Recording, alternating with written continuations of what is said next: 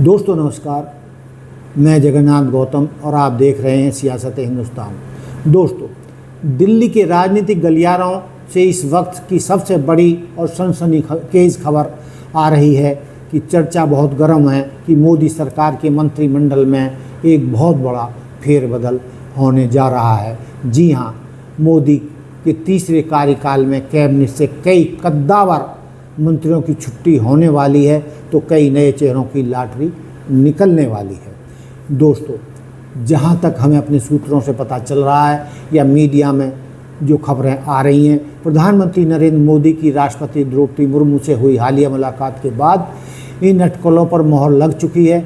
सवाल है कि आखिर वो कौन से मंत्री हैं जिनका पत्ता कटने वाला है, और आखिर वो कौन से मंत्री हैं जिनकी लॉटरी खुलने वाली है। आखिर क्यों, क्या यह परफॉर्मेंस का दबाव है या फिर 2026-27 के विधानसभा चुनावों की विसात है, या फिर जो जैन जी का जो आंदोलन चल रहा है शिक्षा मंत्री के इस्तीफे के लिए, उसका भी दबाव है। दोस्तों, दशकों से दिल्ली की राजनीति को करीब से देखने के बाद मैं आपको बता दूं कि इस बार का फेरबदल सिर्फ प्रशासनिक नहीं बल्कि पूरी तरह से चुनावी और सांगठनिक है। चलिए सबसे पहले उन नामों की बात करते हैं जिनकी विदाई या तो तय हो चुकी है या बिल्कुल तय है।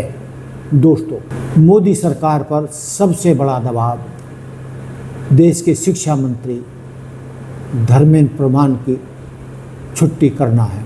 और दोस्तों, कई मंत्रियों की जब छुट्टी होगी तो ये भी सरकार पर आरोप नहीं लगेगा कि जैन जी के या छात्रों के आंदोलन के कारण उन्होंने शिक्षा मंत्री को हटा दिया है।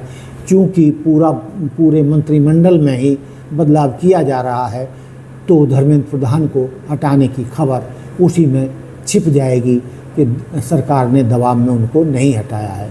दोस्तों, जॉर्ज कुरियन जो केरल से मंत्रिमंडल में शामिल थे, केरल से आने वाले जॉर्ज कुरियन ने मंत्री पद से इस्तीफा दे दिया है और राष्ट्रपति ने इसे मंजूर भी कर लिया है। वजह, उनका राज्यसभा कार्यकाल 21 जून को ख़त्म हो गया था और पार्टी ने उन्हें दोबारा राज्यसभा में नहीं भेजा। इसके बाद दोस्तों नंबर आता है रवनीत सिंह बिट्टू, जो कांग्रेस छोड़कर भाजपा में शामिल हुए थे और पंजाब का बड़ा चेहरा माने जाते हैं, और वे रेल राज्य मंत्री रवनीत सिंह बिट्टू की विदाई भी लगभग तय है। इसका भी राज्यसभा कार्यकाल ख़त्म हो चुका है। चर्चा है कि इन्हें सरकार से हटाकर वापस पंजाब में पार्टी को मजबूत करने के लिए संगठन की जिम्मेदारी दी जा रही है। दोस्तों, पंकज चौधरी और हर्ष मल्होत्रा। दोस्तों, उत्तर प्रदेश के पंकज चौधरी और दिल्ली के हर्ष मल्होत्रा, इन दोनों मंत्रियों को संगठन में बहुत बड़ी जिम्मेदारी मिल चुकी है। पंकज चौधरी को उत्तर प्रदेश भाजपा का और हर्ष मल्होत्रा को दिल्ली भाजपा का नया अध्यक्ष बनाया गया है। भाजपा के एक व्यक्ति एक पद के सिद्धांत के तहत अब ये मंत्री नहीं रहेंगे। दोस्तों, बात सिर्फ राज्य मंत्रियों तक सीमित नहीं है। सूत्रों की माने तो कुछ बहुत बड़े कैबिनेट मंत्रियों के भी पर कतरे जा सकते हैं या उन्हें संगठन में भेजा जा सकता है। दोस्तों, जैसा कि मैंने शुरुआत में कहा, धर्मेंद्र प्रधान के पीछे जो देश भर के छात्र पड़े हैं, उनका जो कांग्रेस जनता पार्टी का दबाव सरकार पर पड़ रहा है, उसके तहत धर्मेंद्र प्रधान की छुट्टी तय है।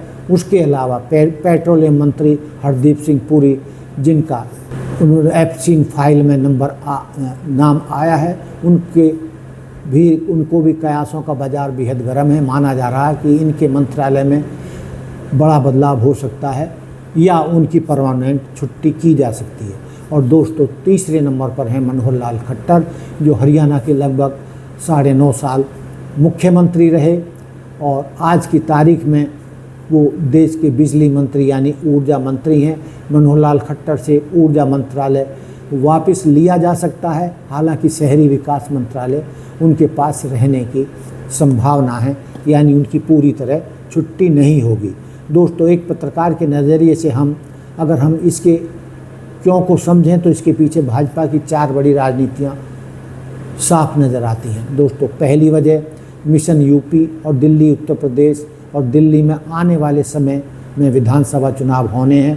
पंकज चौधरी और हर्ष मल्होत्रा को कमान सौंप कर भाजपा ने साफ कर दिया है कि उनके लिए सरकार से ज़्यादा ज़रूरी है इस संगठन को बचाना और चुनाव जीतना। दोस्तों, दूसरी वजह सहयोगी दलों एनडीए को साधना, नीतीश कुमार की जेडीयू, चंद्रबाबू नायडू की टीडीपी और चिराग पासवान जैसे सहयोगियों का दबाव हमेशा रहता है। गठबंधन सरकार को सुचारू रूप से चलाने के लिए सहयोगियों को कैबिनेट में और ज़्यादा जगह दी जा सकती है। तीसरी वजह विरोधियों के किलों में सेंधमारी। दोस्तों, हाल ही में आम आदमी पार्टी के, तृणमूल कांग्रेस के और टीएमसी और शिवसेना के जो बागी सुर उठे हैं और जो नेता भाजपा में के पाले में आए हैं, यानी जो सांसद आए हैं, उन्हें सरकार में जगह देकर पुरस्कृत करने की तैयारी है। खासकर पंजाब में पैर फंसाने के लिए बड़ी गोटियां बिछाई जा रही हैं। दोस्तों, जहां विपक्षी दलों के जो मैंने बताए उनको भारी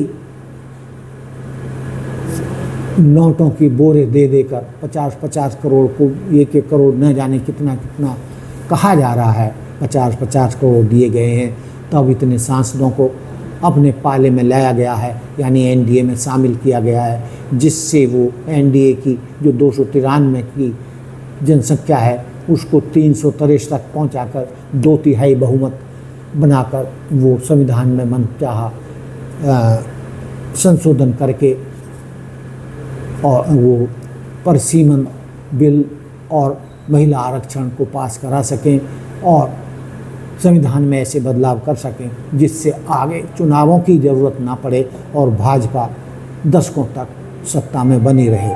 तो साथियों, जुलाई के पहले हफ्ते में मोदी सरकार का यह नया रूप हमारे सामने होगा।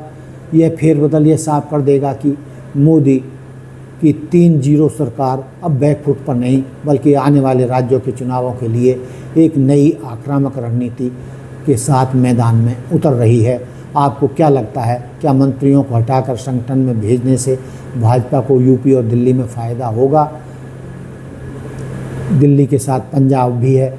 अपनी राय कमेंट बॉक्स में ज़रूर साझा करें। अगर आपको यह राजनीतिक विश्लेषण पसंद आया हो तो हमारे चैनल सियासत हिंदुस्तान को लाइक करें और शेयर करें और सब्सक्राइब करना न भूलें।